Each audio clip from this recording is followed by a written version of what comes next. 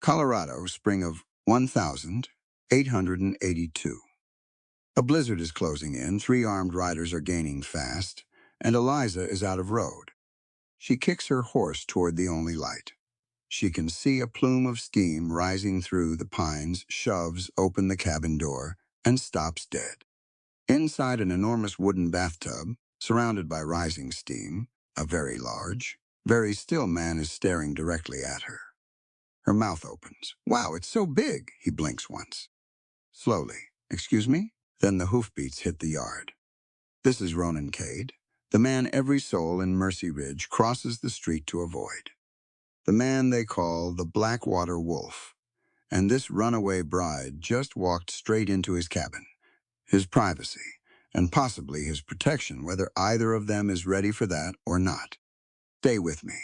This story goes somewhere you won't see coming. The horse was done. Eliza could feel it in the way the animal's stride had shortened over the last mile, the breath coming out in ragged white clouds against the darkening trees. She'd pushed him too hard. She knew that, but the sound of hooves behind her hadn't faded, and the storm had thickened until the snow came sideways, stinging her face, turning the pines into gray shapes on either side of the trail. Her wedding veil had torn loose somewhere back near the canyon road.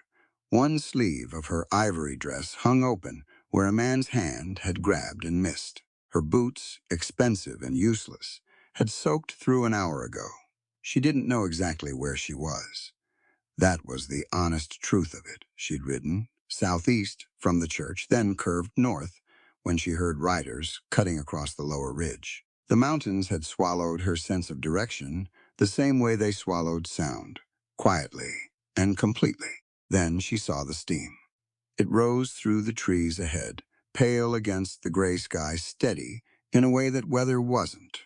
Something warm beneath the snow, something man-made. She aimed the horse toward it. The cabin appeared between 2 tall pines, low and solid, built from the kind of logs that took years to find. A small stable stood to the right, no lights in the window, no smoke from the chimney.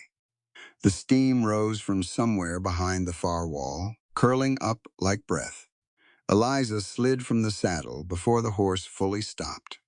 Stumbling when her feet hit frozen ground, she caught herself against the doorframe. Her fingers found the iron latch. No answer when she knocked. She didn't wait long enough for one. She pushed inside and shoved the door closed behind her, dropped the bar into its bracket, and stood in the near dark with her back against the wood and her heart slamming so hard she could hear it. Cold air, the smell of pine sap, old leather, and something mineral, like hot rock and deep water. She listened, horses outside, still distant.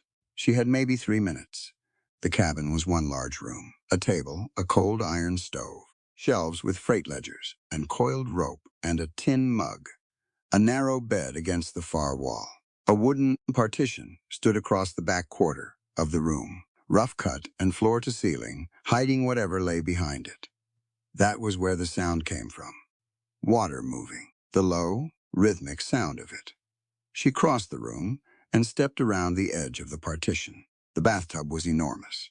Cedar planks, thick as her forearm, fitted together with iron bands and sealed with pitch. It sat in a shallow stone basin carved directly into the cabin floor, and pipes ran beneath it from somewhere underground, feeding hot spring water up through a brass fitting at one end. Steam moved off the surface in lazy sheets. The tub was large enough for 2 people to sit without touching. The man inside it was not small either. Dark hair, wet. Shoulders broad enough to look wrong on most door frames. A face that had been weathered and broken and put back together, not neatly. Dark amber eyes, wide open, fixed directly on her. A revolver sat on the cedar board beside the tub, within easy reach of his right hand. Eliza opened her mouth. Wow, it's so big. Silence. Ronan Cade stared at her. Water dripped from his hair. He didn't move toward the gun, but he didn't move away from it either. Eliza felt the heat climb her face. She pointed. At the tub. Specifically, at the tub. The bathtub, she said. I meant the bathtub. He looked at the tub. He looked back at her. Whatever he was thinking, he kept it entirely to himself. Then hoofbeats hit the yard. 3 horses, maybe 4. They came in fast and stopped hard, and someone pounded on the cabin door with the flat of a fist. Cade, the voice was flat, accustomed to being obeyed. Open up. We're looking for Runaway.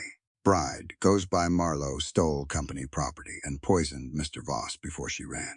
We have authority to search. Ronan's gaze moved to Eliza. She held it. She didn't look away, didn't plead. She stood in a ruined wedding dress with snow melting off her shoulders and let him see her face clearly. How'd she poison him? Ronan called back. His voice was low. It carried a pause outside. What? I asked how she did it. What poison? What symptoms? You're accusing someone of a crime, so tell me specifically what the crime was. Another pause. Longer. That's Voss Company business. Then it's not my business. Ronan stood, water sheeting off him, and reached for the dry clothes folded on a stool nearby. Come back with a warrant signed by Marshal Crow. Written authority. Not your employer's say-so. Until then, you're standing in my yard in a snowstorm. Eliza moved back around the partition. She pressed herself against the cabin wall beside the cold stove and tried to breathe quietly. She listened to him. Dress. The sounds were ordinary. Boot buckles. Canvas. The quiet of someone moving carefully with an injured shoulder. She could tell by the pause on the left side, the slight adjustment. He came around the partition fully dressed, revolver on his belt, and looked at her arm, at the blood stain on the torn white sleeve. Whose blood? He said. Not mine. One of his riders grabbed me. Another one shot at me and hit his own man by accident. She paused. I didn't poison anyone. I know. She looked at him. You don't know me. Men who are certain a woman poisoned them don't send riders who can't describe the poison. He moved to the cabin's small east-facing window and looked out at an angle, staying to the side of the glass. Voss's men.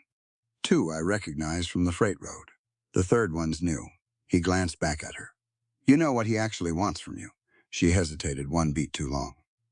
All right, Ronan said. He didn't push it. Outside, the men were moving, not leaving, repositioning. She could hear it, the creak of saddle leather, horses stepping through snow. Ronan crossed to the back wall, where a pipe fitting jutted from the stones, a brass valve connected to the same underground channel that fed the bathtub. He turned it a quarter turn. Steam blasted outward through a side vent, exploding into the yard in a dense white cloud. She heard horses startling a shout, the sound of hooves scrambling on icy ground. He turned the valve back. That buys time, he said. Not much. They'll come back. Yes, she met us. You don't know if I'm telling the truth. You didn't see what happened. No, he agreed. But you're bleeding. It's a blizzard. And Voss's men are standing in my yard, refusing to name the crime they're investigating. He moved toward the stove and opened the iron door to lay in kindling. His voice was even, the same temperature throughout. You can stay until the storm passes. That's your choice to make. I'm not holding you here. Something in the way he said that last part made her be still for a moment. He meant it. She could see the door from where she stood. He hadn't moved between her and it once. Ronan Cade, she said quietly. She'd heard that name. Everybody had the Blackwater Wolf, they called him in Mercy Ridge. A man who'd killed 3 of Voss's guards with his bare hands after the mine collapsed. A man the town crossed the street to avoid. He looked at her over his shoulder and waited. I'm Eliza, she said. She kept her last name back. I'm not going to pretend I'm not scared of you. But I'm more scared of them. Fair enough. He turned back to the stove. She sat down on the edge of the chair nearest the door, not because she'd decided to trust him, because her legs had finally registered what the last 4 hours had cost her, and they weren't willing to hold her anymore. The fire caught. Heat began moving into the room. Steam drifted faintly from her wet dress. She was watching the window when she heard him stop. She turned. He was standing beside the door, looking at something small in his palm. He'd pulled it from a crack in the cabin wall, a spot near the window frame where the wood had splintered inward. She hadn't noticed the bullet hole until now. Ronan unrolled the thing carefully. A strip of paper, narrow, wrapped around the slug. He read it. His face didn't change, but something went still in him, the way a man goes still when something confirms a fear he'd already been carrying. He held it out to her without a word. She took it. The handwriting was sharp and deliberate. Return the bride before the reservoir opens, or Mercy Ridge drowns with her.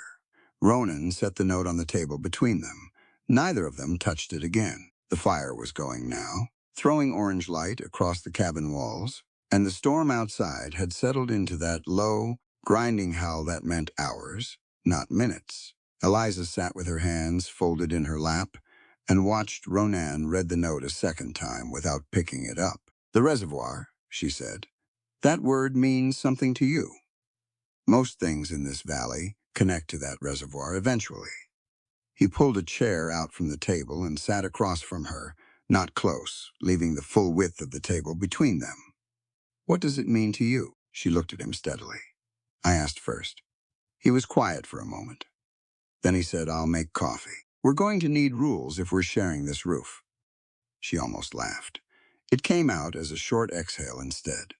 He stood and worked at the stove without rushing, moving the way people move when they've lived alone long enough that every habit has become precise. 2 tin cups, a battered pot. He knew where everything was without looking. When he set the coffee in front of her, he sat back down and said, Your name, your real one, Eliza Hart. She met his eyes without blinking. He looked at her for 3 full seconds. All right, Eliza Hart. He left it there. Either he believed her or he didn't, and he wasn't going to argue about it. Here's how this works. You leave whenever you want. I won't stop you, and I won't follow you. You don't touch my weapons without asking. I won't ask about the wedding until you're ready to talk about it. He wrapped both hands around his cup. If Voss's men come back with something signed by Marshal Crow, we read it together before either of us does anything. She considered that. And in return? In return, you don't lie to me about anything that puts us both in danger. It was a fair trade. She knew that. She also knew she wasn't going to keep every part of it. Not yet, not until she understood him better. But she nodded. I work for room and board, she said. I don't take charity. He glanced at her torn dress, her mud-caked boots, her hands still faintly trembling from the cold. He didn't say what he was thinking. He just nodded once and got up to find her dry clothes. He gave her his shirt, a heavy flannel one, dark gray, and turned his back while she changed behind the partition. She moved quickly. The fabric was warm and smelled like pine smoke and leather soap. She folded the torn dress carefully and set it aside. The brass key was still sewn into the lining. She checked it with her fingers before she put the dress down. Still there, she came back around the partition and got to work. There was plenty of it. The cabin was a working man's space, organized for function but rough around the edges. She found torn harness leather near the door and a bone-handled awl in the toolbox. She sat by the fire and began stitching the leather back together while Ronan went outside to check on the horses. While he was gone, she looked at his shelves. Freight ledgers, 5 of them stacked without order. Trail maps folded incorrectly, which would crack the paper along the creases over time. A tin box of small tools, none of them rusted, which told her something. He cared about the things that kept him alive. She reorganized the freight ledgers by date. She couldn't help it. When he came back inside, stamping snow off his boots, he stopped and looked at the shelf.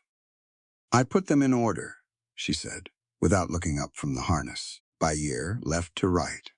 He looked at the shelf for another moment. I knew where everything was. You knew where everything was yesterday. Next month you'd have been searching. He took off his coat and hung it on the peg by the door. He didn't put the ledgers back. She hid her small satisfaction and kept stitching.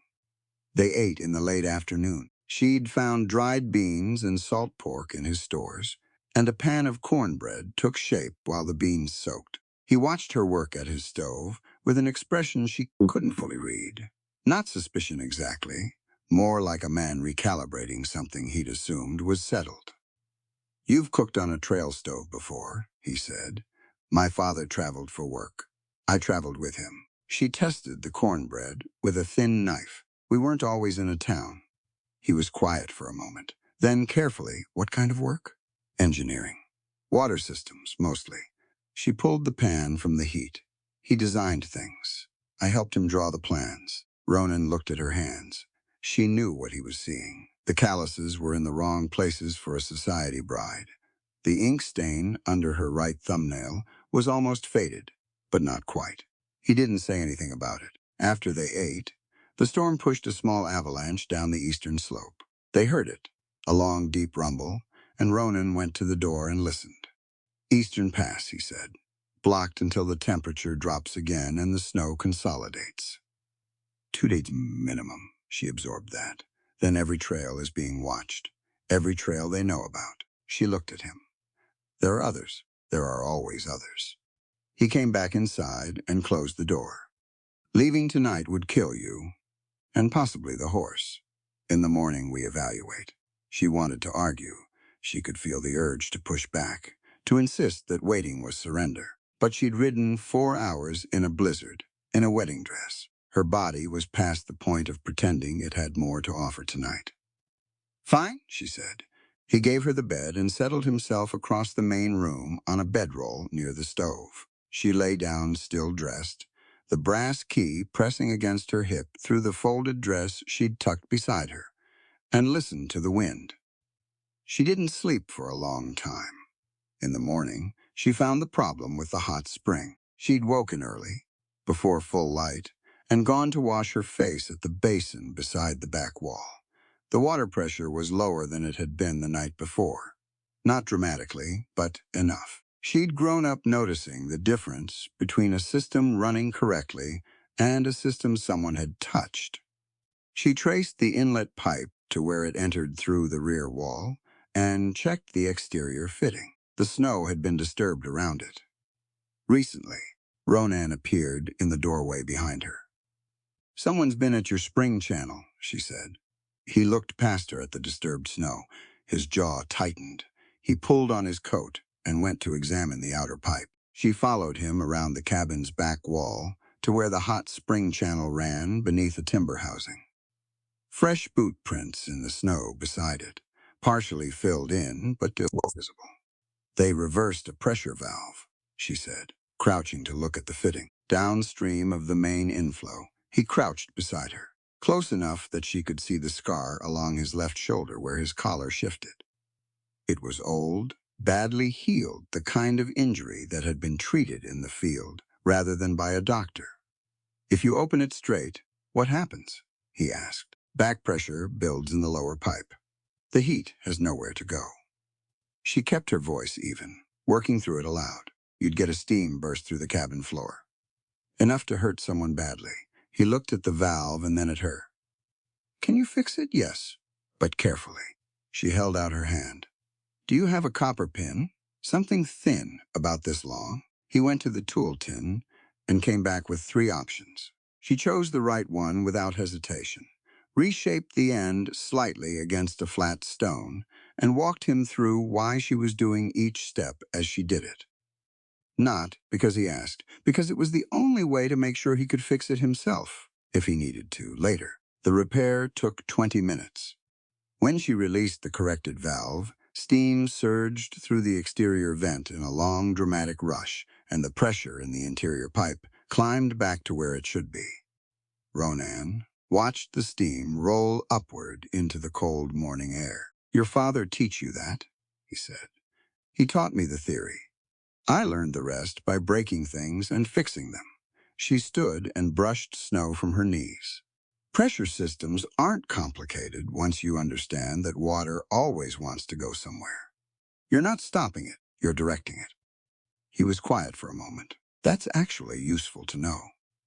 She glanced at him sideways. He meant it plainly, without flattery. It landed differently than compliments usually did. They went back inside. She was warming her hands at the stove when she noticed the metal case on the lower shelf. Old dented, the latch corroded shut. It had been shoved behind a coil of rope. She might not have seen it at all, except that it had been recently moved. The dust pattern was wrong. She didn't reach for it. She just noted it and looked away. Ronan came in from checking on the horses a few minutes later and stopped just inside the door. She watched him scan the room. He went straight to the lower shelf and checked behind the rope. "The other case is gone," he said. She turned. What was in it? Old rescue equipment. Nothing useful to anyone who doesn't know mine work, but his expression had shifted. "They were in here while we were outside." He checked the floor near the back wall and found the boards. The crawl space hatch was flush with the floor planking, nearly invisible unless you knew exactly where the original cabin builder had placed it. Someone had used it to enter from the hot spring channel while they were both occupied with the pipe repair. Ronan lifted the hatch and looked down into the dark. "That access runs under the back wall and opens near the spring housing," he said. He looked up at her. "They came in while we were standing 10 feet away." She thought about that, about how quietly it had been done, about how little noise was required when you already knew the layout of a place. "They didn't take the right case," she said carefully. He looked at her. "The case they took." She chose her words precisely. "Was there anything hidden inside it? In the lining, maybe?" Ronan straightened slowly. He crossed to the shelf and picked up the remaining case, the one still there. He turned it over and pressed his thumb along the interior seam. A folded document slid out from beneath the base panel. He unfolded it. She watched his face. It was a metal diagram, corroded at the edges. The lines faded in places, but legible. She recognized the notation style immediately, the measurements. The particular symbol her father used to mark pressure chambers. Her throat went tight. "Where did you get that?" she said. "Barely a question." "My brother." Ronan's voice had gone flat and careful. It was with his things when he died. She crossed the room and looked at it properly.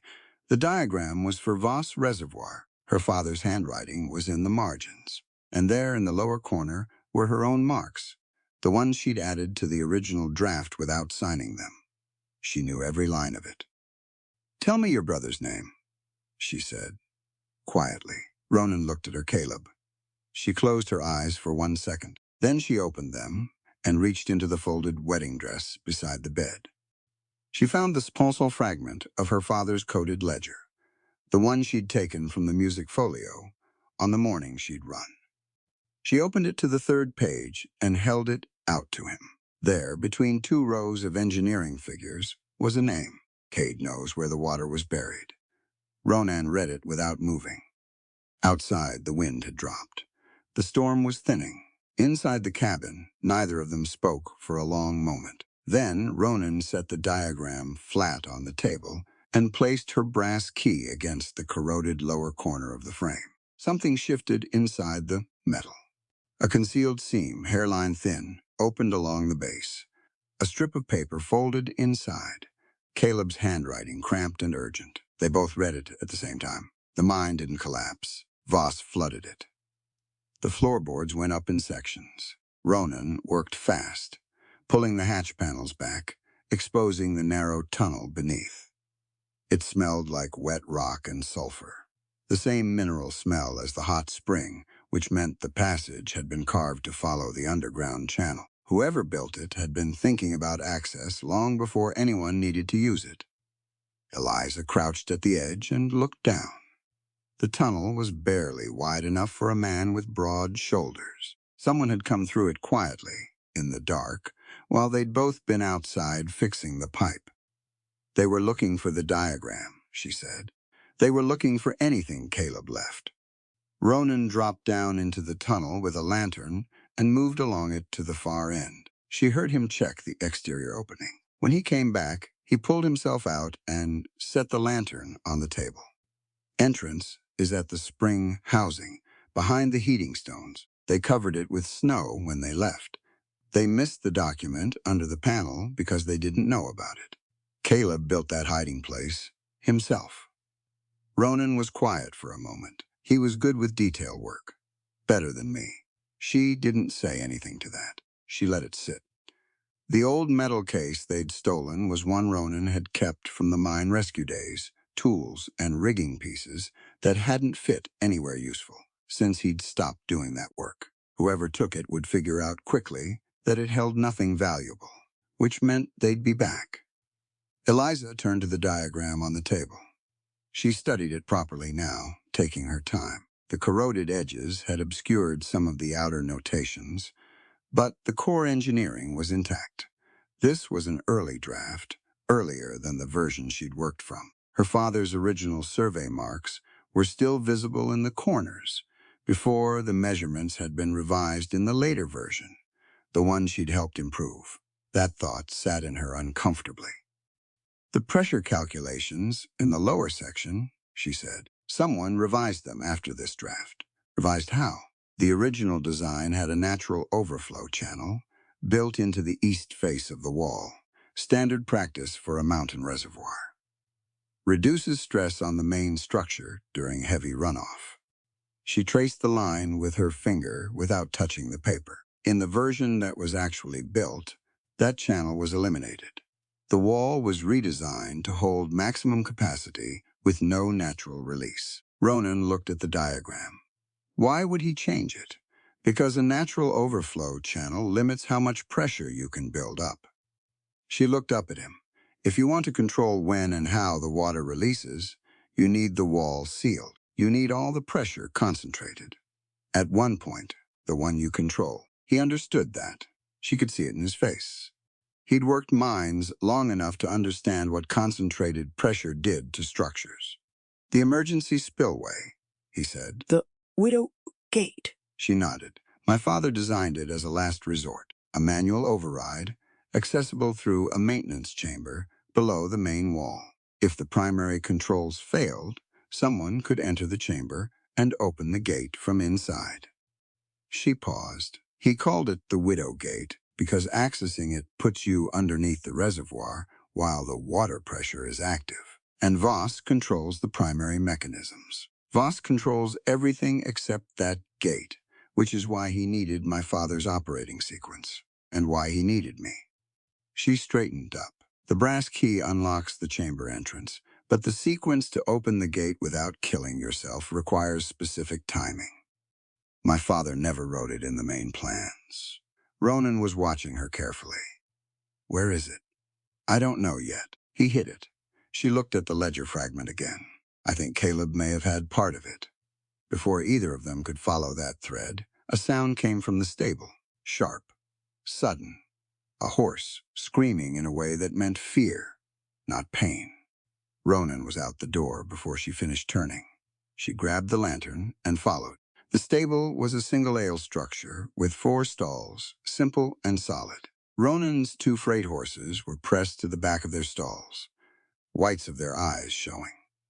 The 3rd stall, where Eliza's stolen horse had been cooling down since yesterday, was empty. The latch was up.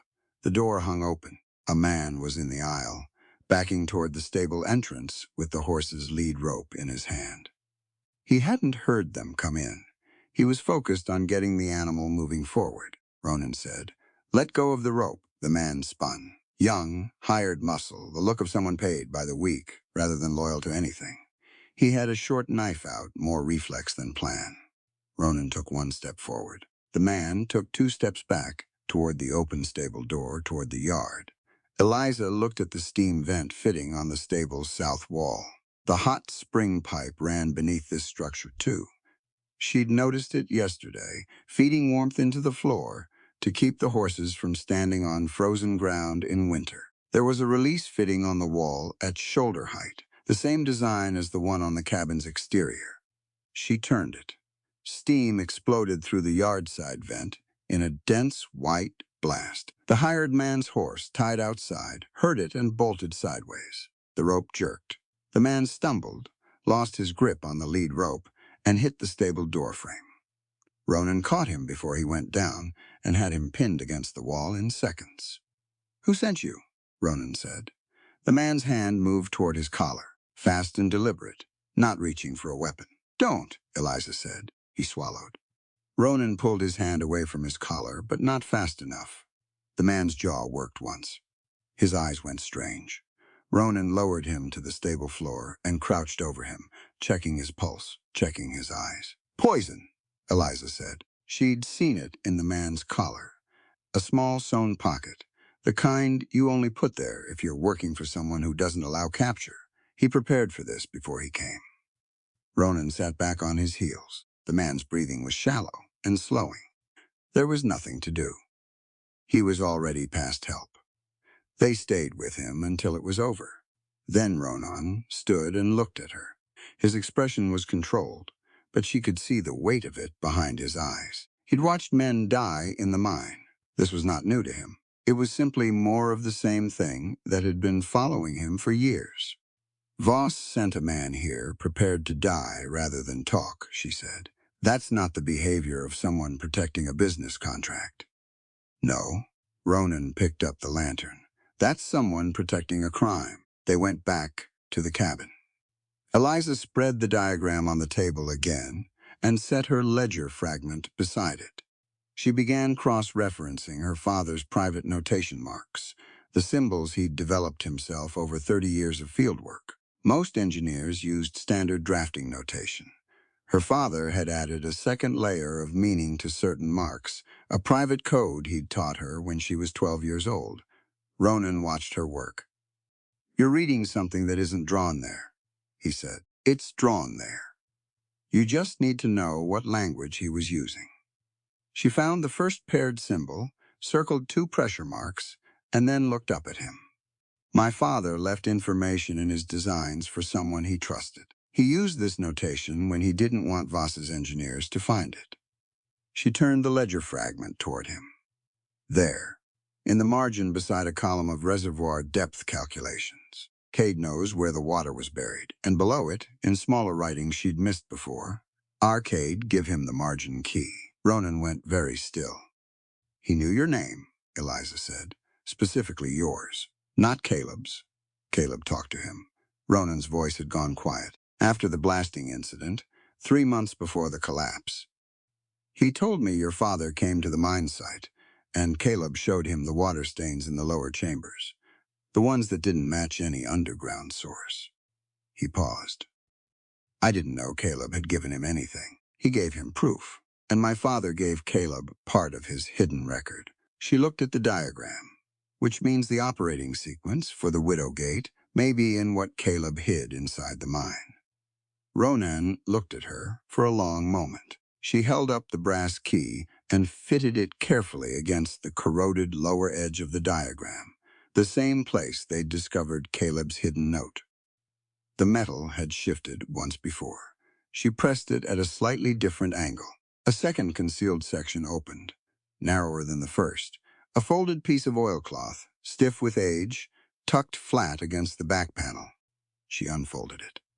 Not words, this time, numbers. A sequence of pressure values and timing intervals in her father's handwriting. But the final 3 lines were missing, torn away at the bottom of the oilcloth. She turned it over.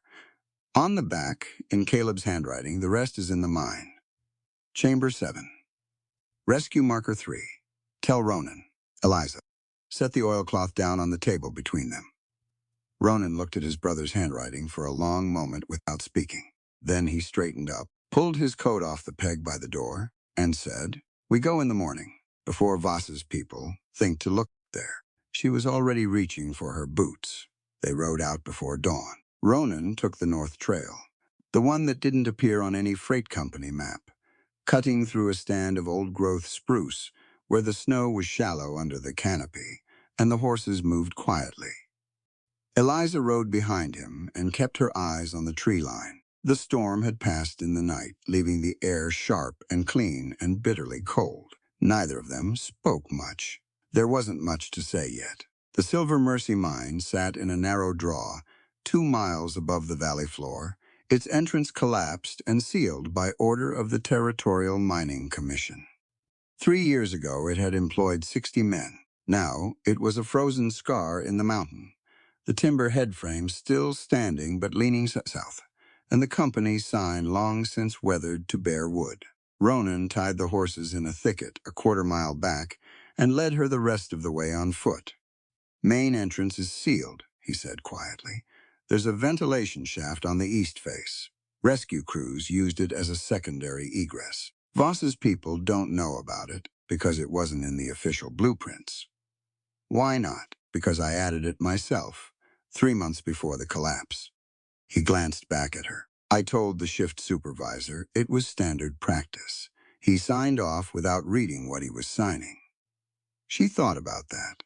About a man who had looked at that mine and already known, somewhere in the back of his mind, that a standard entrance might not be enough. The ventilation shaft was hidden beneath a collapsed section of the old equipment platform, accessible through a gap in the rotting boards. Ronan went first, dropping down with a lantern, and she followed. Inside, the mine was cold and dark and smelled of old rock and stale air. The timbers overhead were intact, which was something. Ronan moved with a lantern held low, checking the floor supports before he put his full weight on each section. She watched him and did the same. "Stay to the left wall," he said. "The center had water damage in the lower chambers. The floor may look solid, but the substrate underneath has been softening for 3 years." She stayed to the left wall. They moved deeper in silence. The temperature dropped. The lantern made a small, warm circle around them, and everything beyond it was absolute dark. Then Ronan slowed. He was looking at a support beam on the right side of the passage. She came up beside him and looked at it too. The water stain ran upward. She had studied enough drainage patterns to know what that meant. Water moving down from above leaves a vertical trail that fans out toward the bottom as it spreads. Water that has been pushed upward under pressure leaves a stain that rises from the floor and tapers near the top. This stain rose from knee height to well above her head and tapered at the ceiling. "This chamber flooded from above," she said, "not from an underground spring, not from surface runoff." She traced the line with her finger without touching the beam. Something forced water down through the upper chambers at high pressure. A burst pipe, a gate failure, or a deliberate release from a source above the mine. Ronan stood very still. "Caleb showed me these stains," he said, 2 months before the collapse. I told him it was probably a cracked feed pipe from the upper works. I told him I'd report it. He exhaled slowly. I reported it to the shift supervisor. The shift supervisor reported it to Voss. She didn't say anything. 2 weeks later, the supervisor was transferred to a different site. Ronan picked up the lantern and kept walking. I should have pushed harder. They reached the rescue marker section at the back of the second chamber. Old numbered plates were nailed to the support timbers, painted yellow, faded now but legible. Rescue marker 3 was on the left side of a narrow junction, at the point where the main passage split toward the lower shafts. Caleb's marker was a flat iron plate, bolted to the timber just below the number. Standard rescue equipment, the kind every foreman carried. But this one had been placed at an angle, canted slightly clockwise. Ronan had taught Caleb to leave a signal that way when something was hidden nearby. He pressed the edge of the plate, and it pivoted. Behind it was a recessed compartment, a small rectangular space cut directly into the timber, empty. Ronan stood with his hand against the open compartment and didn't move for a long moment. Eliza crouched and checked the floor around the base of the beam. Fresh lamp oil, a small pool of it already beginning to congeal in the cold. She touched it with one finger and brought it close to the lantern. She recognized the blend, a specific ratio of base oil and pine resin that Voss's reservoir crews used in their maintenance lanterns. She'd seen crates of it when she'd visited the reservoir site with her father 2 years ago. "Someone was here recently," she said, "within the last day. This oil hasn't fully hardened, and it's cold enough in here to set it fast." She looked up at the beam, at the surrounding timber, at the worn edges of the compartment. There are tool marks around the compartment edges. Someone forced it open who didn't know the trick of the angle. They broke the inner catch. She stood. "But look at the back wall of the compartment." She held the lantern close. "There's a secondary space behind the first one, shallow, barely an inch deep. They would have missed it if they opened the front compartment and found it empty." Ronan reached in and felt along the rear panel. A flat envelope, oilskin, sealed, with wax, still there. He started to open it. Then he stopped and handed it to her. She understood why without asking. Caleb had written that it was meant for Ronan. But whatever was inside might need her to read it. She broke the seal carefully and unfolded 2 sheets of paper. The first was a letter in Caleb's handwriting. She gave it directly to Ronan and didn't read it. The second was a detailed pressure diagram, her father's notation system, combined with Caleb's own measurements, dated 3 weeks before the mine collapse. It documented water pressure readings in the upper chambers over a period of 4 months. The numbers showed a steady, controlled rise in pressure, not a leak, not a pipe failure, a deliberate, incremental increase. And at the bottom of the diagram, in her father's hand, Harlan Briggs witnessed March 14. She read the name twice. Briggs, she said. Ronan lowered Caleb's letter. He built the reservoir. With my father, she said. He was the primary foreman on the construction. He knows every pipe, every gate, every control mechanism. She thought carefully. His tool mark was in the oil pattern near the outer compartment. He's been working for Voss for 8 years, or Voss has been holding something over him for 8 years. She folded the pressure diagram carefully and tucked it inside her dress, beside the ledger fragment. Those are different things. Ronan looked at her. You're defending a man who might have stolen the evidence Caleb died to protect, he said. I'm saying we don't know what Briggs is yet. She held his gaze. I made that mistake. Once. Deciding I knew what someone was before I had enough information. She paused. I trusted Voss for 2 years. I helped him improve the reservoir's pressure calculations. I did that work in good faith, and he used it. She looked at the empty compartment. I didn't know what I was building. That doesn't make me innocent, but it makes me something other than his partner. Ronan was quiet for a long time. Then he said, you improved the pressure calculations. Yes, on the reservoir wall. Yes, the silence stretched. I need you to understand that I didn't know, she said. Her voice stayed level. She was not going to apologize for work she'd done honestly, but she was going to be clear about it. My father knew what Voss was doing, and he hid it from me to protect me. And in protecting me, he left me ignorant of something that killed people. She breathed, including your brother. Ronan turned and walked toward the exit. She followed him. They were halfway up the ventilation shaft when they heard the horses, multiple riders, moving fast, coming up the eastern draw directly toward the mine entrance. Ronan killed the lantern. They stayed still in the dark. 3 horses by the sound, then a 4th, then voices. One voice she recognized immediately, smooth, unhurried, accustomed to being the only voice in any room. Leander Voss. Ronan found her arm in the dark and guided her toward the lower section of the shaft. They moved without light, slowly feeling the wall.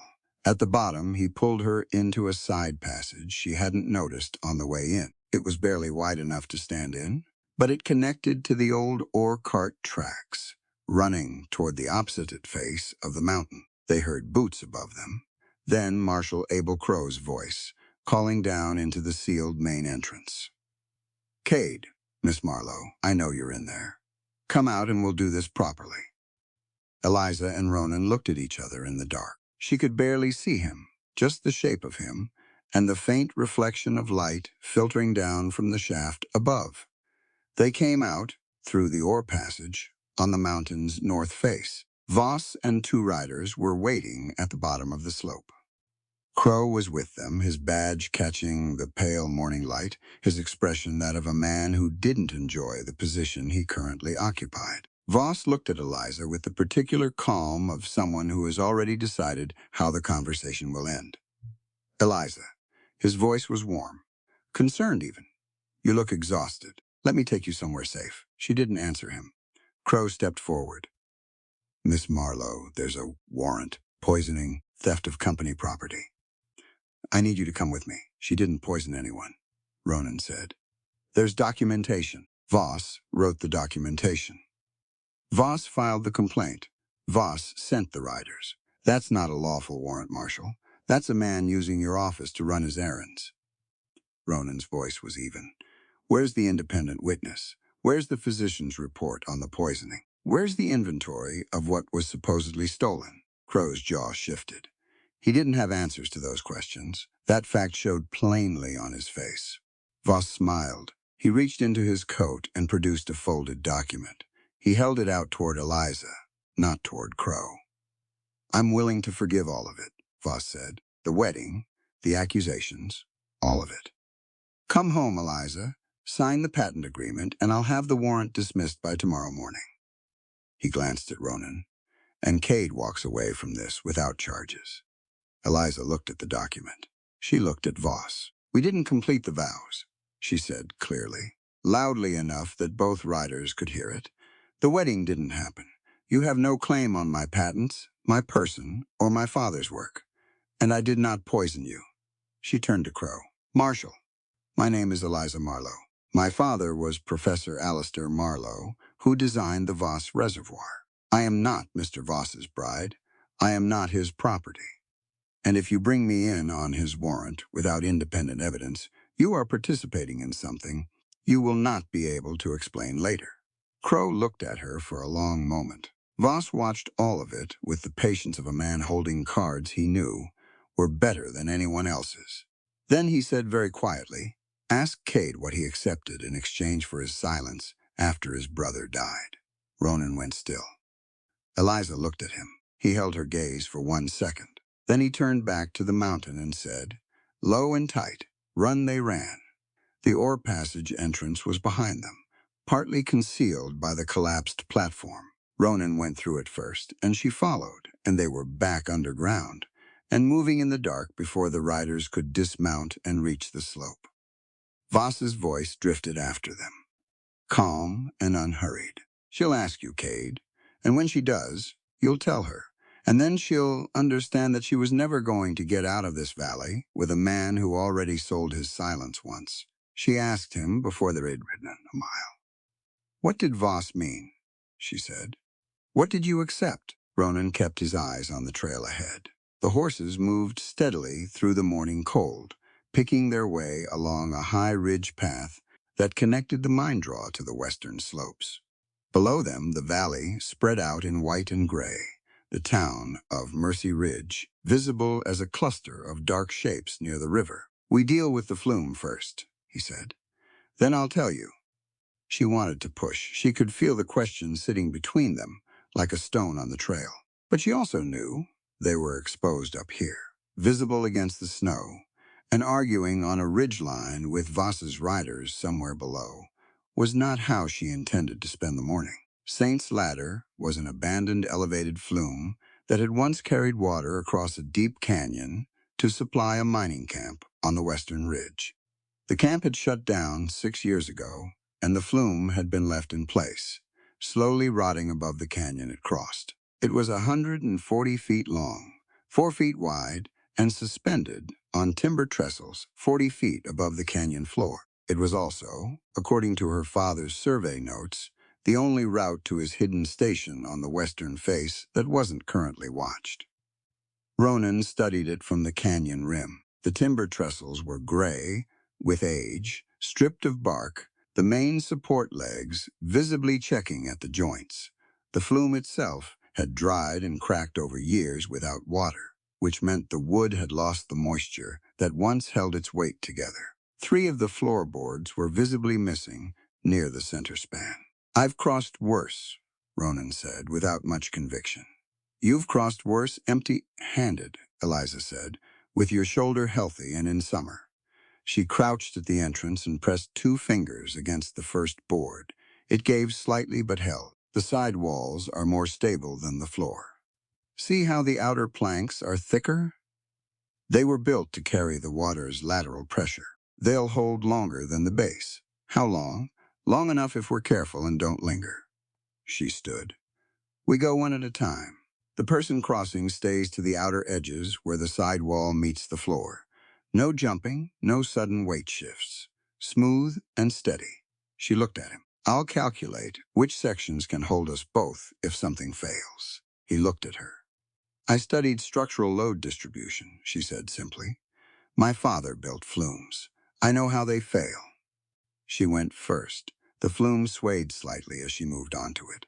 a long, low pendulum movement that made her stomach drop before she adjusted. She stayed to the right outer edge, testing each board with a full step before committing her weight. The canyon below was pale rock and frozen water, 40 feet down, utterly indifferent. She moved steadily. The swaying settled once she found the rhythm of it. At the center span, she found the gap where the 3 boards were missing. She bridged it by stepping to the sidewall's lower rail, which was solid, and moving sideways for 4 feet before stepping back onto the floor. She marked the board on either side of the safe crossing with a strip torn from her dress hem and kept moving. She reached the far side and turned. Ronan crossed efficiently. He was careful about his shoulder, keeping the left arm close to his body, using the right to balance. He navigated the gap without hesitation. He was 8 feet from the far side when the support trestle behind him cracked, not the wood giving way all at once. A single joint in the second trestle, stressed past what 3 years of freeze and thaw had left it capable of holding, split with a sound like a rifle shot. The flume lurched. The whole span dropped 3 inches on the near side and swung inward. Ronan grabbed the side wall rail and held on. The lurch sent a progressive crack running along the floor section between him and the far rim. Board split. A 4-foot section of floor dropped into the canyon. He was hanging on the sidewall over nothing. Eliza had the rope off her shoulder before she'd consciously decided to move. She'd taken it from Ronan's stable that morning, a 50-foot coil of hemp, the kind rescue workers carried. She tied a fast loop, stepped back 2 paces for leverage, and threw it. He caught it left-handed. She planted her feet against the flume entrance post and pulled. He got his boots back onto the remaining floor section. Then he was moving again, faster now, and the structure was still shifting beneath him, and she kept pulling until he cleared the edge. And they both went down onto solid ground in a heap. The far section of the flume collapsed. 30 seconds later, the trestles folding inward, and the whole span dropping into the canyon in pieces. They lay on the frozen ground and said nothing for a moment. Ronan's shoulder was bad. She could see it in how he was holding himself. The left arm not moving right, the jaw set against it. "How bad?" she said. "It'll move." He sat up slowly. It always moves eventually. Her father's survey station was a small timber shelter built into the rock face a quarter-mile further along the western ridge, invisible from below, and marked only by a surveying stake, with a particular notch her father had always used. She found it without difficulty. She had been there once, at 15, when her father was mapping the reservoir basin. Inside was everything a man needed to work in the field for weeks: canned provisions, candles, a small iron heating box, and a cabinet of survey equipment. She found medical supplies in a lower drawer and brought them to where Ronan had sat against the far wall. He didn't argue when she examined the shoulder. That told her it was worse than he'd let on. She worked carefully, repacking the joint, using a split board and her dress fabric to brace it. He sat still throughout, which required real effort. She could see that too. "The payment," he said while she worked, "after the collapse. After I pulled 7 men out and couldn't reach Caleb." He kept his eyes on the opposite wall. Voss came to the rescue camp. He brought a company attorney. He had a document prepared. It said, the collapse was the result of unexpected geological stress, not blasting, not negligence. He breathed carefully. He offered $40 for each dead man's family. $480 total. She tied off the brace and sat back. "I knew what signing it meant," he said. "I knew it helped him. But the families had nothing. Some of them were already talking about leaving the valley. The women with children especially." He finally looked at her. "I signed it. I took the money directly from his hands, and I distributed every dollar of it within the week. I kept nothing." She looked at him. "He used it," Ronan said. "He published the settlement as proof that I'd confirmed the official account. He used my name and my signature to close the investigation." His voice was flat, without self-pity. "And I let him. Because the alternative was fighting a legal process I couldn't afford while 12 families went hungry.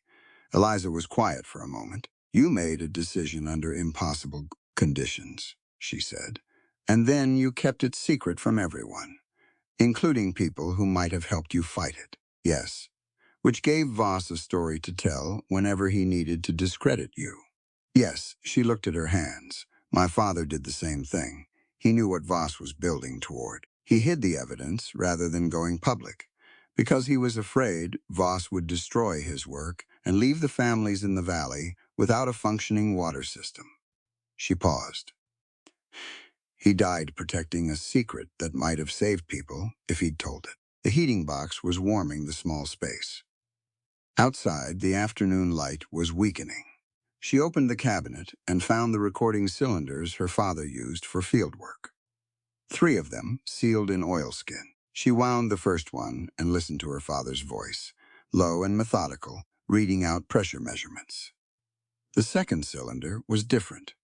Dates, times, water pressure, readings from the reservoir's upper chamber. And her father's voice, no longer methodical, reading numbers that climbed steadily through March and April of 1,881. She found the pressure tables in a locked drawer. The key was where her father always kept it, taped beneath the cabinet's top shelf. She spread the tables on the work surface. The numbers were clear, deliberate. Incremental pressure increases in the upper reservoir chamber over a 6-month period. Combined with the mine's water stains, it was proof of a controlled flood, not geological stress, not an accident. And at the bottom of the last table, a date circled in red ink. She stared at it. The Founders' Day gathering, she said. Most of Mercy Ridge will be in the lower quarter of town. The celebration is always in the main square near the river. She looked up at Ronan. This is the date Voss planned to release the reservoir. How long do we have? She counted forward. 4 days. She kept her voice steady. Ronan, the Widowgate. The complete operating sequence isn't here. My father must have hidden the final steps somewhere else. Caleb's diagram, he said. The section we haven't decoded yet. It has to be. She began rolling the pressure tables. We need to go back toward Mercy Ridge. We can't stop this from out here. He stood, slowly, favoring the braced shoulder. She was already packing the cylinders. The winter light through the station's single window was turning orange. She looked up from the cabinet and saw the smoke first, a dark column of it rising above the tree line to the east, exactly where Blackwater Springs sat in the mountain fold. She moved to the window.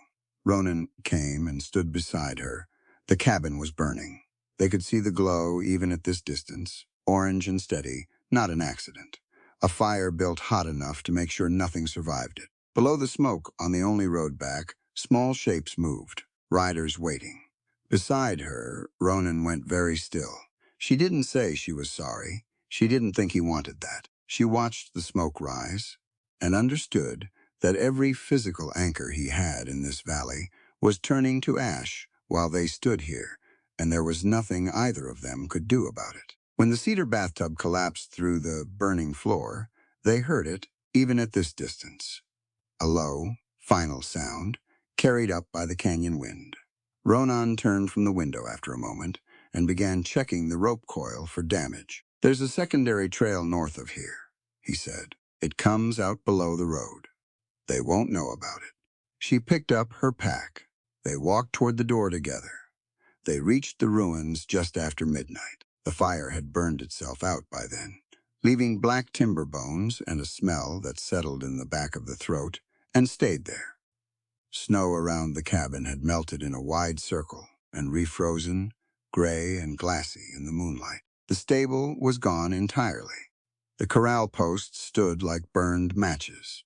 Ronan walked through it slowly. Eliza stayed back.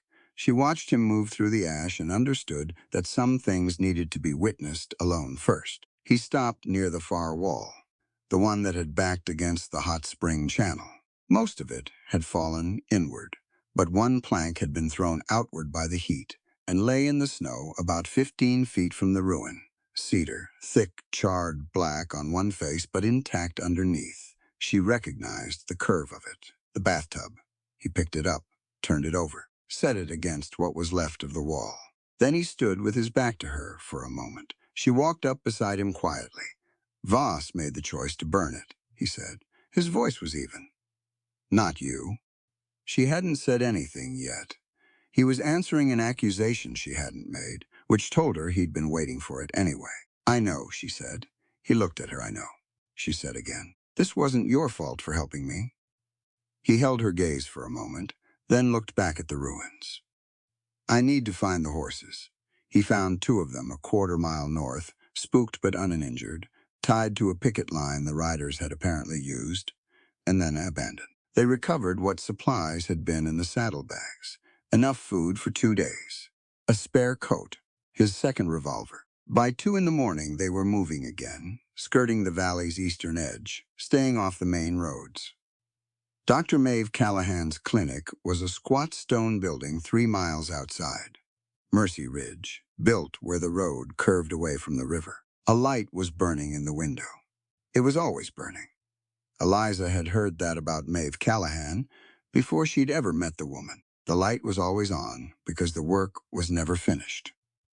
Maeve answered the door before they knocked. She looked at them both, took in Ronan's braced shoulder, and Eliza's ruined dress in the general state of 2 people who had spent 4 days surviving things that should have killed them. Inside, she said. Both of you. Now, she was 54 years old, built square and solid, with gray hair pinned back without ceremony and hands that moved with the precision of someone who had spent decades making exact decisions under pressure. She checked Ronan's shoulder first, unwrapped Eliza's bracework, and examined it carefully. Good field work, she said to Eliza, without looking up. Whoever did this knew what they were doing. She did it, Ronan said. Maeve glanced at Eliza. Sit down before you fall down.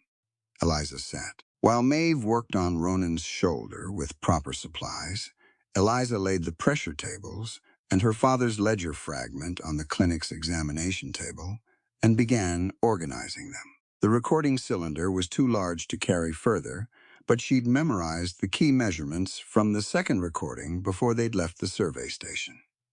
Maeve, she said. My father, Alistair Marlowe. You treated him in the last months before he died. Maeve's hands kept moving. I did. His symptoms, a pause, not hesitation. More like a woman deciding how much she had been waiting to say this. Progressive weakness. Disorientation in the final weeks. Kidney failure. Maeve set down her instruments and looked at Eliza directly. I told his attending physician at the time that the presentation was unusual for a man his age with no prior illness. I was told he had been overworking himself.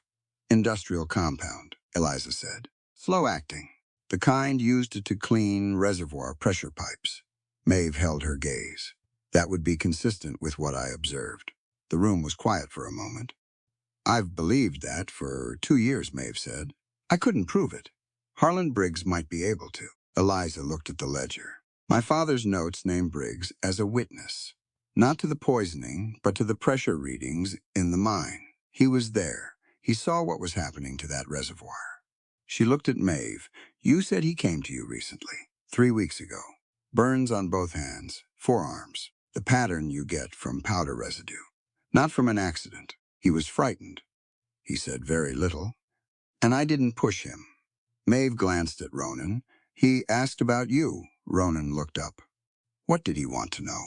Whether I thought you were capable of choosing money over conscience. She finished with his shoulder and straightened. I told him I thought you were one of the most stubborn consciences I'd ever encountered and that it had cost you considerably. What did he say? He said that was what he was afraid of. She began cleaning her instruments. He's controlling something. Or something is controlling him. They were eating the first proper meal Eliza had had in 4 days when the stable door opened and Tomas Ortega appeared, 17 years old and breathing hard, with blood on his shirt that she hoped was not his. It wasn't. He'd caught his arm on a fence wire in the dark, a shallow cut, already clotting. He sat down at the table while Maeve cleaned it and handed over a sealed envelope. From Voss, he said, looking at Eliza. Delivered to the freight office for you. He knew you'd come here, eventually.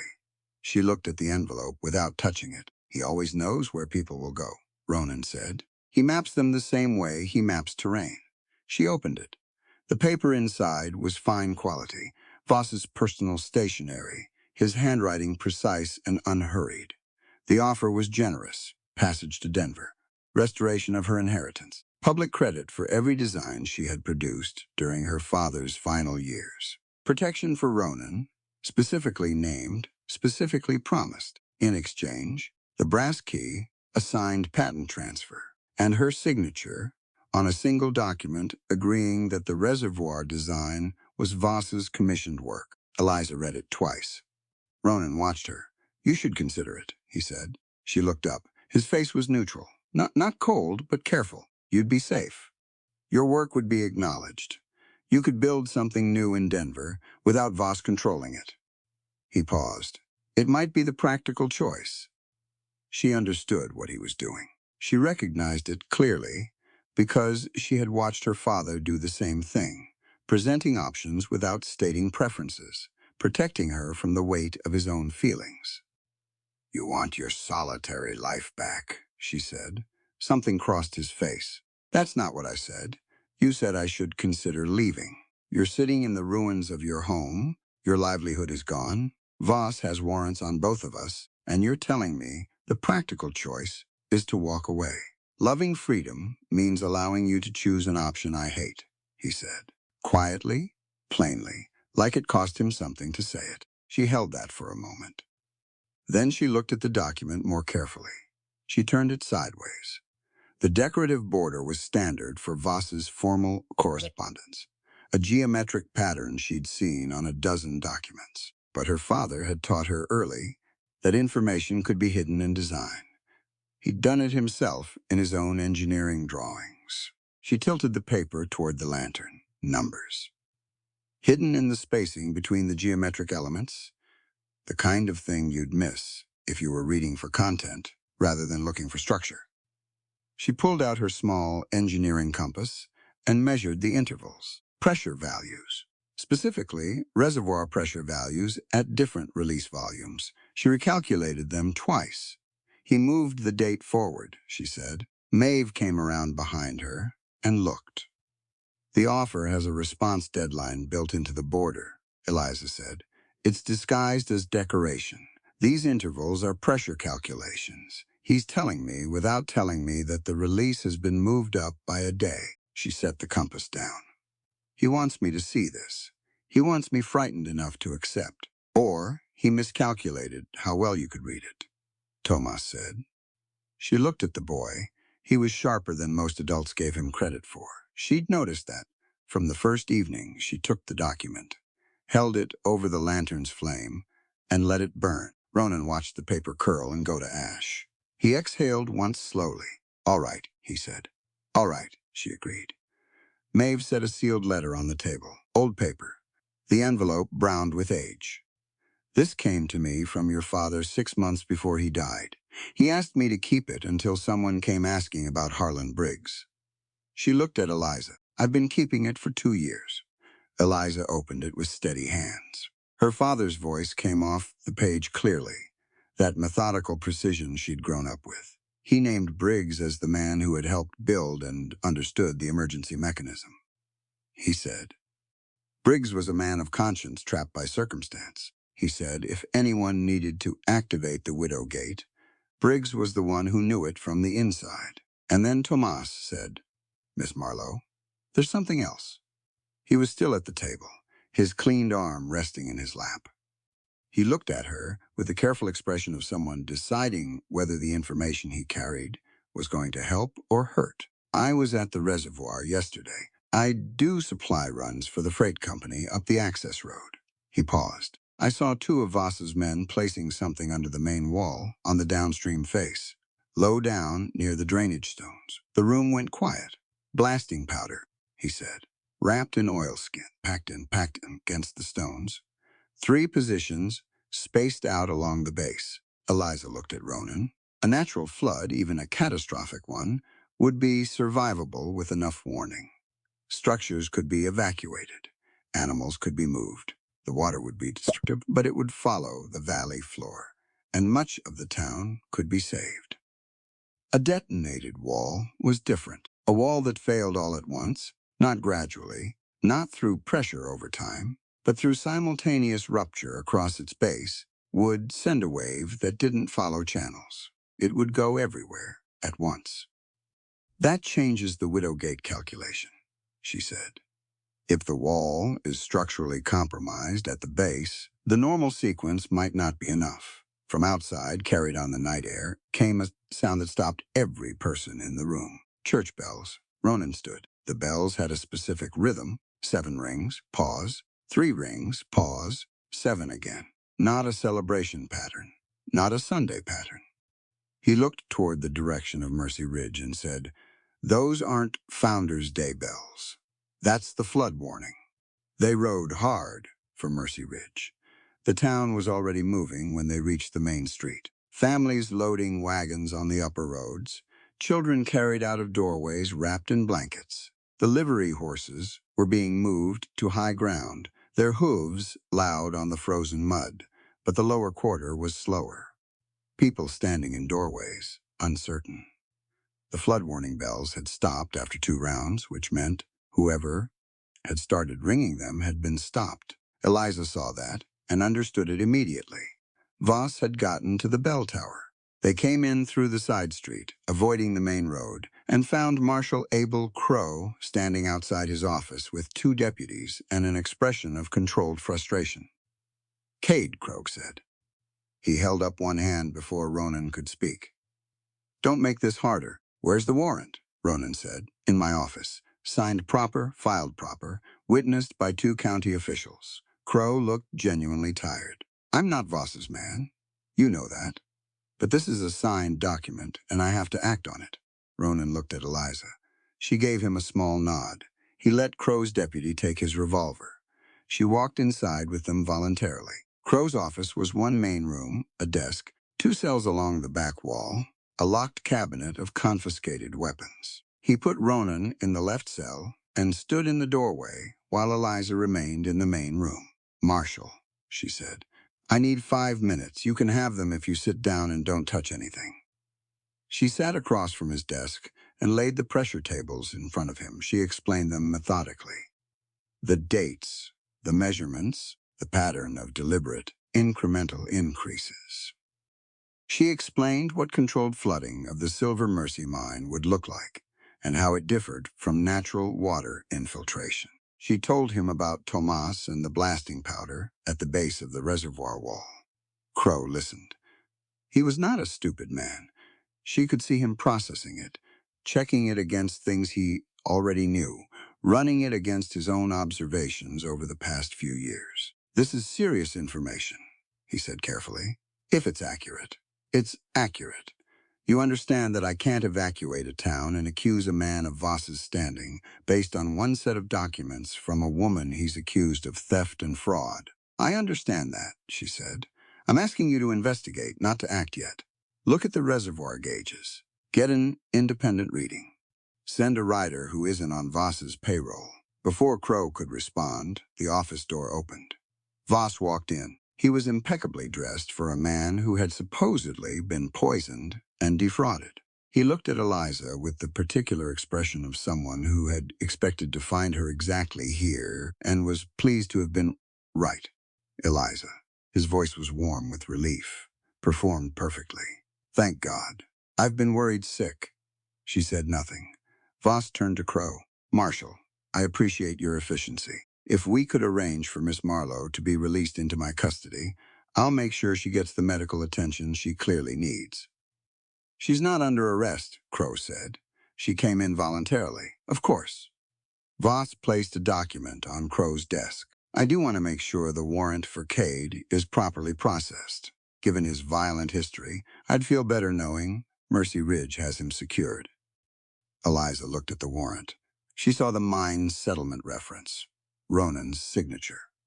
The official language describing the collapse as geological stress, unexpected and unforeseeable. She looked at the cell. Ronan was watching her through the bars. He'd seen her look at the document.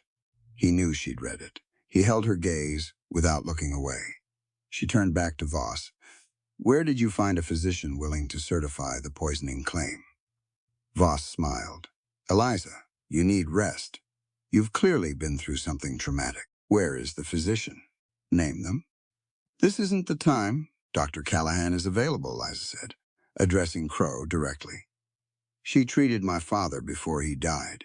She has observations relevant to both the poisoning claim and my father's death. She is willing to provide a sworn statement. She paused. I'd like her sent for before any decisions are made. Crow looked at Voss. Voss's smile didn't move, but his eyes did, a small shift, the calculation behind them briefly visible. Of course, Voss said smoothly. I have nothing to hide from Dr. Callahan.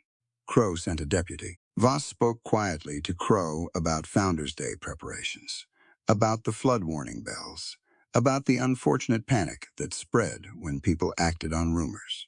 His voice was measured and reasonable, and Eliza watched every person in the room lean slightly toward it, the way people lean toward a warm stove. She walked to the cell.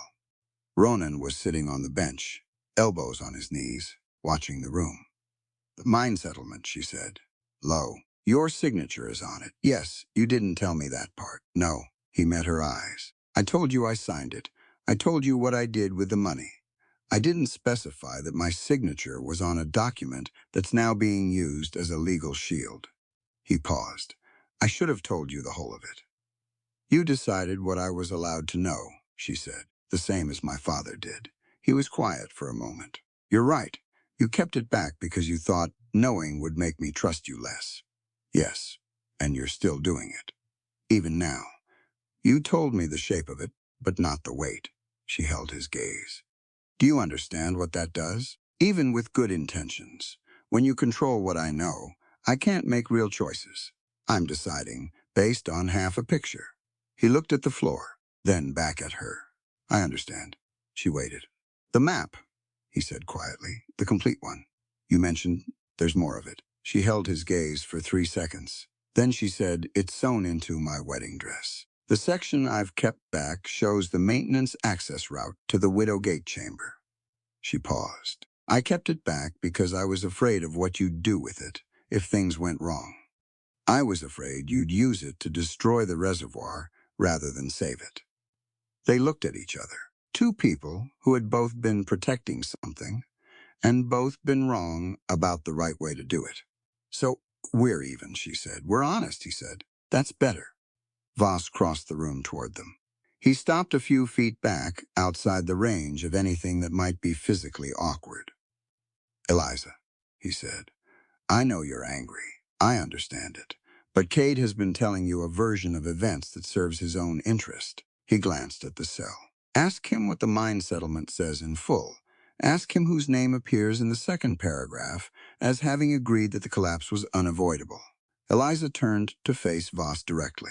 I know what it says, she told him. I read it. Voss looked mildly surprised. He hadn't expected that. And I know that you drafted it, she said, that you brought it to the rescue camp while men were still pulling bodies out of the mine, that you offered money to grieving families in exchange for a signature from the one man whose testimony could have exposed you. She held his gaze. That document doesn't prove Ronan's guilt. It proves yours. Voss was quiet for a moment. Then he said pleasantly, I'll let you rest. We'll talk more tomorrow. He left. She turned backward to Ronan. There were bars between them. She stood close to them anyway, and he stood on the other side, and for a moment neither of them found the right words. She reached through the bars and put her hand briefly against his jaw, rough with several days of beard, and warm. He put his hand over hers. It lasted only a few seconds. She pulled back first. I'm going to meet Briggs, she said. He has the missing pressure code. I need to go alone. Ronan's jaw tightened. Eliza. He's frightened. He won't talk with an audience. She stepped back. I'll be careful. That's not the same as being safe. No, she agreed. It's not. She walked out before he could find a better argument. The abandoned chapel was at the north end of town, unused for 2 years since the congregation had built a new building closer to the center of Mercy Ridge. Eliza arrived first and waited in the cold, watching the street. Harlan Briggs came through the side door 10 minutes later. He was a stocky man, 50 years of outdoor work visible in every line of him, with burned hands wrapped in cloth bandaging and eyes that moved constantly around the empty chapel. "Marlowe," he said. He stopped several feet back. "I'm sorry about your father. He was the finest engineer I ever worked with." "I know," she said. "He said the same about you." Briggs's expression shifted. He hadn't expected that. "He left a letter with Dr. Callahan," she said. "He said if anyone needed to operate the Widow Gate, you were the one who knew it from the inside." Briggs looked at his bandaged hands. Then he reached inside his coat and produced a folded paper. He held it out. She took it, the missing pressure sequence. Her father's notation completed. The final 3 lines that had been torn from the oilskin at the survey station. "Voss doesn't know I have that," Briggs said. "He thinks I destroyed it." He looked at her steadily. "Miss Marlowe, he has my son, Edmund. He's been in the Voss Company jail in Leadville for 8 months on a charge that was manufactured specifically to keep me cooperative." His voice was controlled, but barely. "I have done things I cannot undo. I damaged the emergency mechanism on the intake channel 2 weeks ago. I've been falsifying the pressure gauge readings. Can the mechanism be repaired? If someone with your knowledge got inside the chamber, yes." He paused. "But Voss knows the Widow Gate is the only real option left. He's going to make sure no one gets to it." The chapel door opened. 4 men came in. Voss's riders, the ones she recognized from the mine road. Briggs closed his eyes briefly. "I'm sorry," he said. "He told me. If I gave you the sequence, he'd release Edmund." He stopped. "I didn't think he'd be watching this closely." She looked at the riders. Then she tucked the pressure sequence inside her dress, beside the brass key, and stood straight. She was taken to the reservoir gatehouse before midnight. Through the gatehouse window, in the valley below, she could see the lights of Mercy Ridge burning small and steady in the dark, completely unaware of the water building above them. Voss was waiting inside. He took the brass key from her without ceremony. He fitted it into the main control assembly, a large brass mechanism built into the gatehouse wall, connected by pipe and cable to the reservoir's primary release valves. When the key turned, something deep in the structure began to move. Ancient iron gears, built to last generations, doing exactly what they had been designed to do. Voss stood with his back to the window and looked at her pleasantly. "You ran from our wedding, Eliza," he said. "Now you may watch the valley become your dowry." Water was already moving in the upper release channel. She could hear it through the gatehouse floor. A low, continuous pressure, the sound of something being asked to hold more than it was built for. Eliza stood with her wrists bound behind her and watched the pressure gauge on the wall.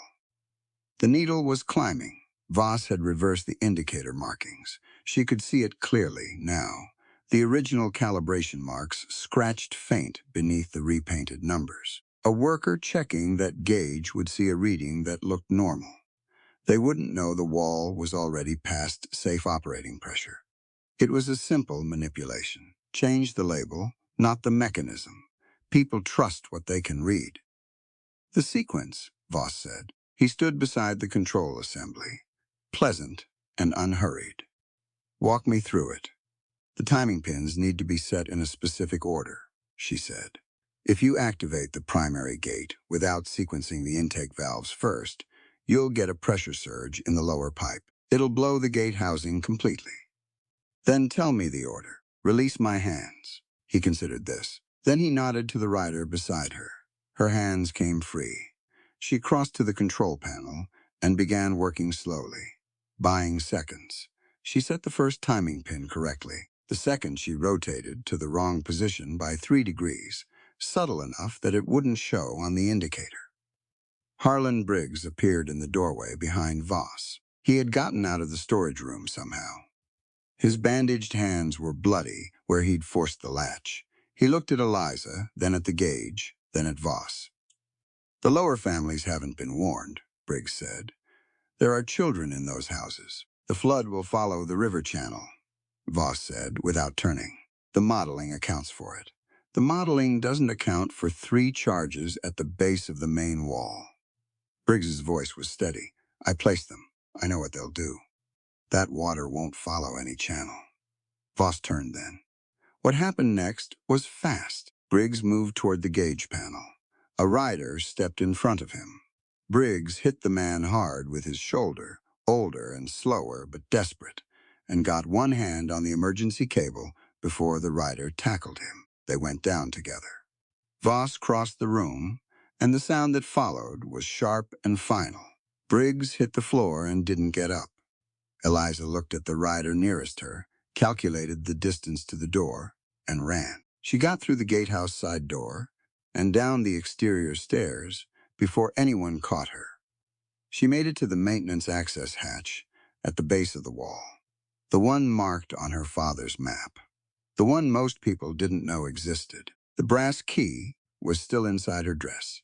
She unlocked the hatch and dropped into the maintenance tunnel. The pressure sequence was folded against her ribs. She pulled it out in the dark and read it by feel, tracing her father's notation with her fingertips, the raised ink familiar from years of handling his work. The tunnel was narrow and smelled of wet stone and iron. The wall above her was vibrating. She could feel it through the rock. Above ground, Maeve and Tomas had been moving since midnight. Tomas had gone straight to Crow's office with the information about the blasting powder and a description of Voss's riders at the reservoir. He'd laid it out plainly, no dramatics, the way Eliza had taught him to present measurements. Start with what you observed, then what it means. Crow had listened. Then Crow got onto the citadel and looked at Ronan through the bars for a long moment.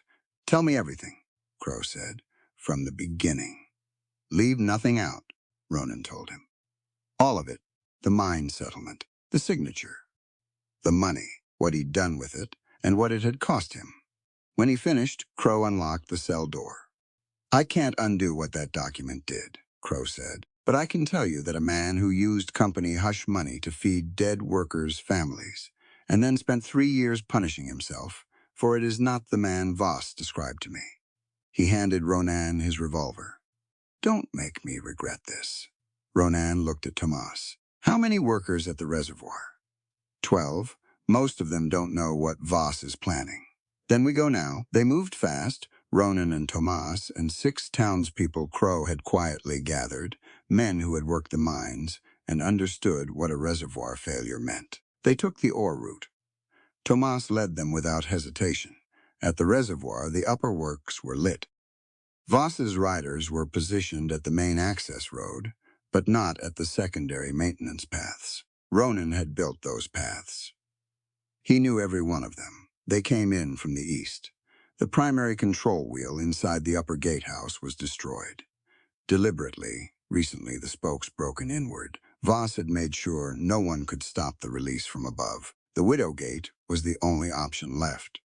Ronan found the speaking pipe on the exterior wall, a simple brass tube running down through the rock to the maintenance tunnel below. He'd noticed it in the original construction plans, a foreman's communication line, standard in reservoir work. He crouched over it. Eliza silence. Then faint but clear, Ronan. Tell me where you are. Second junction. I'm working on the timing sequence. A pause. The third pin is damaged. Heat from the channel. It won't seat. He closed his eyes for 1 second. Can you fix it? I'm looking for a substitute. Her voice was focused, completely focused, the fear behind it present but not in charge. Ronan, the blasting charges under the wall. If they detonate while the gate is open, the discharge path runs through the Silver Mercy mine. I know. Anyone in the lower tunnels. I know, he said. I'll clear them. A pause. I won't order you out, he said into the pipe, but I need to know what you've chosen. Her voice came back steadily. I chose to finish this. I also chose you. Do not make either choice for me. He stood up. He looked at Tomas and the 6 men behind him. Lower mine entrance, he said. Voss put charges in there. We pull them before she opens the gate. He didn't wait to see if they followed. He started moving. They followed. The pressure gauge needle was past every mark on its face. Eliza felt the wall shuddering through the stone beneath her feet and worked faster. The damaged timing pin had melted at its tip, heat from the channel warping the metal just enough that it wouldn't seat in the receiver. Without it, the gate sequence couldn't complete. She looked at what she had. Her engineering compass. Brass, small, the pivot arm exactly the right diameter. She broke it apart with her hands, used the edge of the hatch hardware to file the tip to the right shape, and fitted it into the receiver. It seated. The sequence moved to the final position. Above her, Voss had found the maintenance hatch. She heard his boots on the exterior stairs. Then his voice called down from the open hatch above.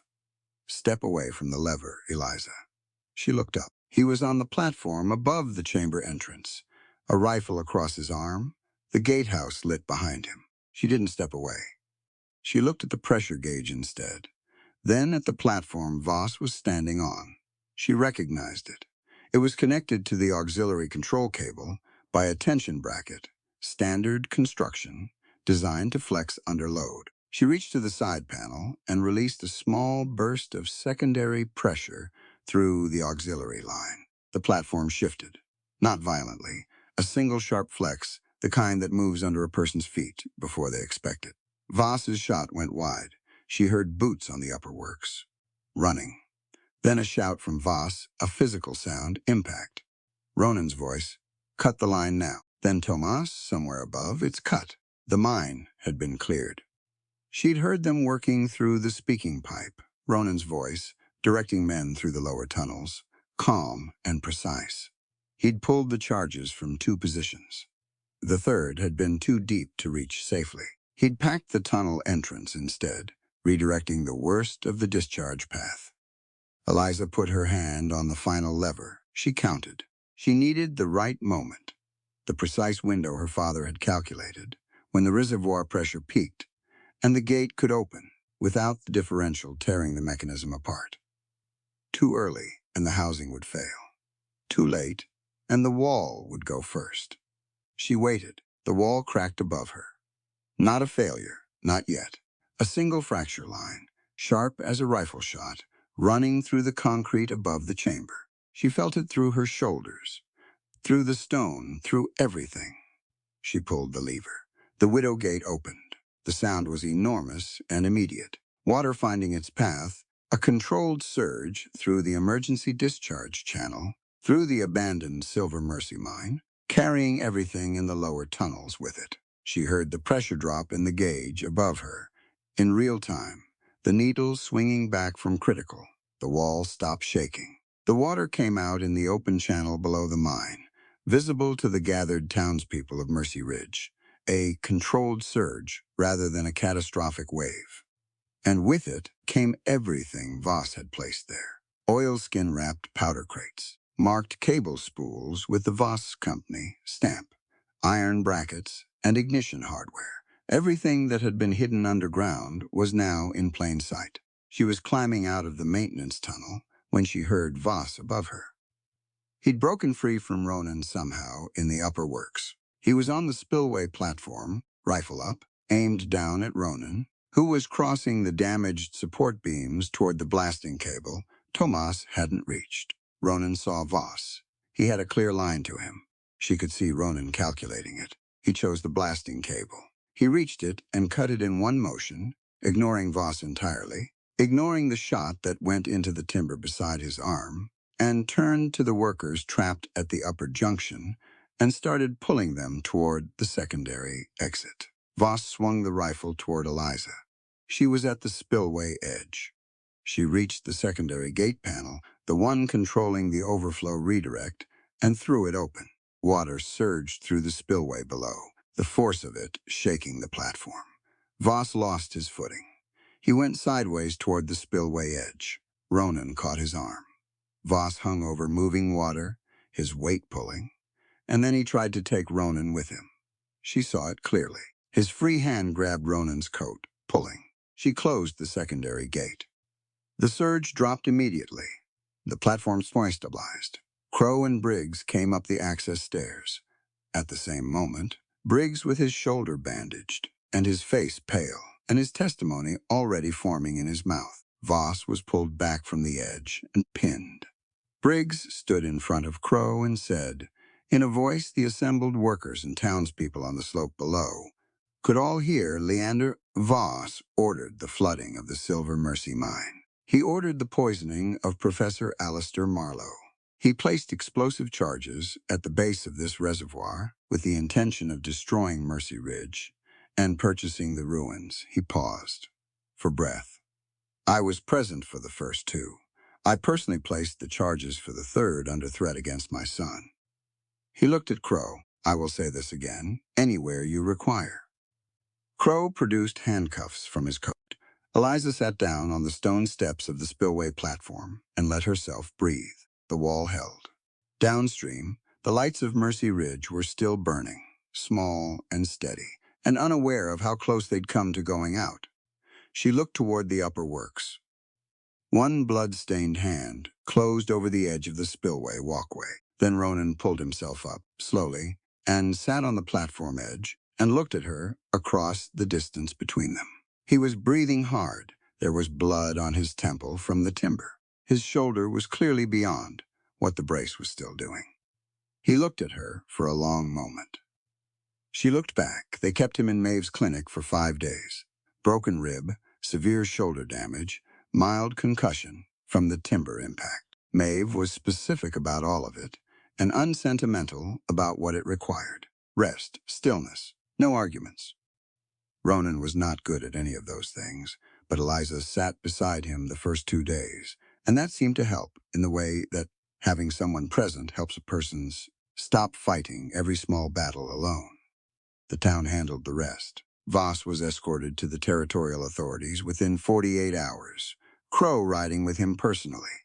The charges were extensive: attempted mass destruction, industrial sabotage, fraud, conspiracy in the Silver Mercy mine deaths, poisoning of Professor Alistair Marlowe, the attack on Harlan Briggs.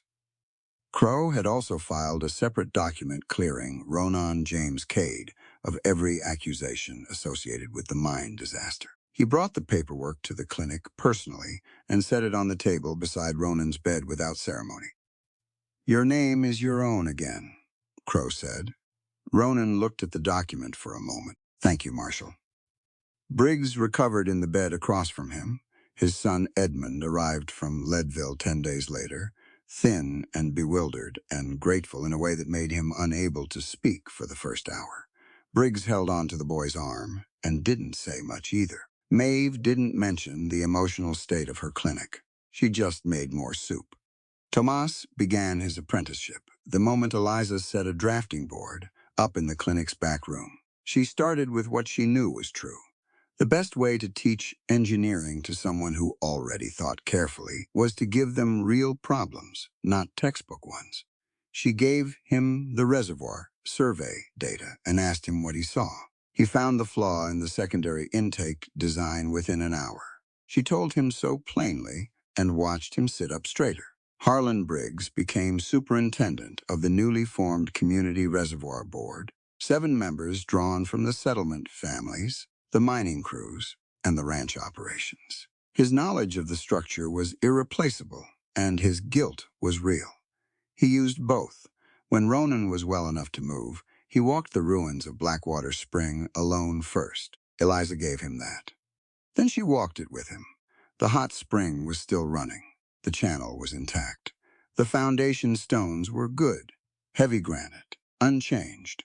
Ronan stood with the charred cedar plank he'd salvaged from the fire and looked at the spring. Maeve wants a treatment room, he said. I know, she told me. Twice he looked at her, sideways. And I drew the plans. She pulled a folded paper from her coat pocket and held it out. He unfolded it. It wasn't just a cabin. It was a structure with 4 connected sections. The private quarters were on the north side, built around the hot spring channel, the same way the original cabin had been. The treatment room opened off the east side, accessible from an exterior path for patients who didn't need to enter the main quarters. The south section was a public bathhouse, simple and well-built, with a fee structure that directed a portion of income toward the mining family's medical fund. The fourth section, the smallest, was a drafting office with north-facing windows. Ronan looked at the plans for a long time. You put your name on them, he said. Eliza Marlowe, chief engineer. She took the plans back and refolded them. It's my work. My name goes on it. He looked at her. And Denver? I applied the Marlowe Water Cooperative Charter to the Territorial Land Office last week. Mercy Ridge families hold the water rights collectively. My father's patents are transferred to the cooperative. She met his eyes. Denver was an escape. This is a decision. He was quiet for a moment. Then he said, I love you. I want you to know that plainly, without conditions around it. He paused. I can't promise a life without loss or danger. I can't promise Voss won't find a way to cause more trouble from wherever they send him. I can't promise the mountain won't have an opinion about any of this. I'm not asking for certainty, she said. I'm asking for honesty and partnership. He looked at the spring, at the foundation stones, at the plans in her hand. Then I'm asking, he said, if you're willing to build beside me. The town arrived that afternoon. Not all at once. In the way communities actually work, people showed up with things. Timber, stone tools, a wagon of supplies from the merchant on the main street, who had lost his own building once and understood what starting over required. The miners, who had known Caleb, came with their hands and their skills and said, Little Beyond, where do you need us? They built through the late summer weeks. Eliza drafted and directed and got her hands dirty when the work required it. Ronan led the structural work, slower than he wanted because Maeve enforced a sensible limit on what the shoulder could do. But present and steady, Tomas learned more about load-bearing design in 3 weeks than most students learned in a year. Briggs came when he could and worked on the bathhouse section, specifically, quietly, with the focus of someone making a partial payment on a debt that could never be fully cleared. The day they finished the private quarters, someone from the mining crew had added an unexpected element to the bathhouse wing. A cedar tub, enormous, built over the hot spring channel, the same way the original had been, fed by the same geothermal pipes, even larger than the first one. Eliza walked into the bathhouse and stopped. She looked at it for a long moment. Then she laughed, fully, genuinely, the first real laugh she'd had in months. It is still far too big, she said. Ronan stood in the doorway behind her. She heard the quiet in him, the contained amusement. That was not your opinion the first time you saw it, he said. She turned. Her face was warm. She didn't retreat. She stepped closer and placed her hand against his chest. Under her palm, she felt the steadiness of him, breathing, present, solid as the foundation stones they'd built on together. The first time, she said, I was too frightened to know what I meant. He looked at her carefully. What do you mean now? She glanced once at the tub, at the new walls, at the autumn light coming through the open door. At the valley below, the water running clean through the channels they'd rebuilt, the lights of Mercy Ridge, visible even in daytime, now that the smoke was gone. I mean the life we are building, she said. It is larger than anything I believed I was allowed to choose. He put his hand over hers where it rested against his chest. Outside, rain began to fall across the valley, soft and late season, the kind that settled rather than drove. Steam rose from the new cedar tub, drifting through the open door into the cool afternoon air. Her engineering plans rested on the drafting table beside his trail maps. On one shared table, below them, Mercy Ridge glowed in the gray light, whole and standing, the water moving safely through every channel they had fought to protect. Ronan didn't ask her again whether she was staying. She was already home. If you've stayed with Eliza and Ronan all the way to the end, you already know this story was never really about a bathtub. It was about what happens when two people who have both been burned by the same kind of betrayal, someone deciding what they're allowed to know, someone controlling their choices under the name of protection, find each other in the most unlikely circumstances and have to figure out, slowly and imperfectly, how to do things differently. Eliza's father loved her. Voss praised her intelligence. Ronan protected her from the first night, and yet every one of those men at different points, and for different reasons, withheld the truth from her. Her father hid the danger to keep her safe. Ronan hid the mine settlement to protect what little trust they'd built. Even Briggs kept his silence when speaking might have saved lives. The road to harm is very often paved with the decision that someone else isn't ready to handle what you know. What Eliza teaches us is that expertise belongs to the person who earned it. She didn't stumble into saving Mercy Ridge. She built toward it over a lifetime of learning, observing, repairing things that were broken, and refusing to accept that her knowledge was only valid when it operated quietly behind someone else's name. The moment she put Eliza Marlowe, chief engineer, on those plans, she wasn't being bold. She was simply being accurate, and there is tremendous courage in accuracy. What Ronan teaches us is that isolation is not the same as safety.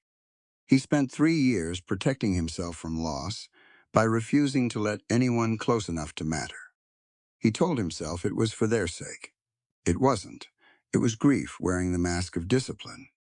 The bravest thing he does in this story is not climbing into a collapsing mine or cutting a blasting cable one-handed. It is standing in front of a community he had written off and saying, "I need help. I cannot do this alone." That sentence for a man like Ronan costs more than any physical risk. And what the story asks us to consider, quietly, underneath all the action and the steam and the cedar wood, is this: what does it mean to actually trust someone, not to rely on them, not to need them, to genuinely trust them with the full weight of what you know and what you fear and what you want? It means giving them the information they need to make real choices and then respecting the choices they make, even when those choices frighten you. Even when they choose to walk into the reservoir chamber while the wall is cracking. Even when they hand you a train ticket and mean it. Eliza and Ronan don't end up together because they survived the same disaster. They end up together because they practiced honesty until it became more natural than hiding. That is a thing worth watching. That is a thing worth learning. The water in this story always found its path. So did they. This story is a work of historical fiction. All characters, locations, and events are fictional and created solely for entertainment. The engineering and historical details are dramatized for narrative purposes and should not be used as technical reference.